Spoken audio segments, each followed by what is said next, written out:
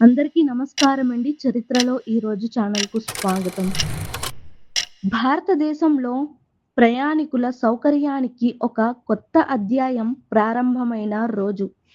1986వ సంవత్సరం ఫిబ్రవరి 8వ తేదీ.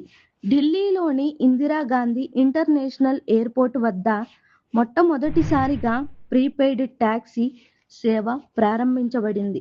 ముందు రోజుల్లో విమాన ప్రయాణం చేసి బయటకు వచ్చిన ప్రయాణికులు టాక్సీ ఛార్జీల విషయంలో చాలా ఇబ్బందులు పడేవారు. మీటర్లు లేవు, ధరలపై స్పష్టత లేదు. కొన్నిసార్లు మోసాలకు కూడా గురయ్యేవారు.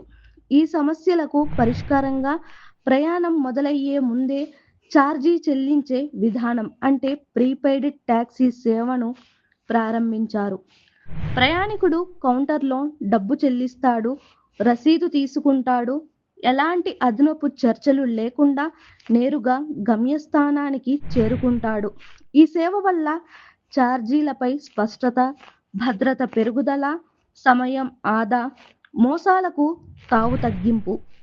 ప్రత్యేకంగా విదేశీ ప్రయాణికులు మొదటిసారి నగరానికి వచ్చేవారు ఈ సేవను ఎంతో స్వాగతించారు. ఢిల్లీ ఎయిర్‌పోర్టులో విజయవంతమైన ఈ విధానం తరువాత మెల్లగా ఇతర నగరాల ఎయిర్‌పోర్ట్‌లకు కూడా విస్తరించింది. ఇది భారతదేశంలో ఆధునిక వ్యవస్థబద్ధ రవాణా సేవలకు పునాదిగా నిలిచింది. ఒక చిన్న ఆలోచన లక్షల మంది ప్రయాణికులకు ఉపశమనం. ఢిల్లీ ఎయిర్‌పోర్టులో ప్రారంభమైన ప్రీపెయిడ్ టాక్సీ సేవ భారత రవాణా చరిత్రలో ఒక ముఖ్యమైన మైలురాయిగా చెప్పుకోవచ్చు.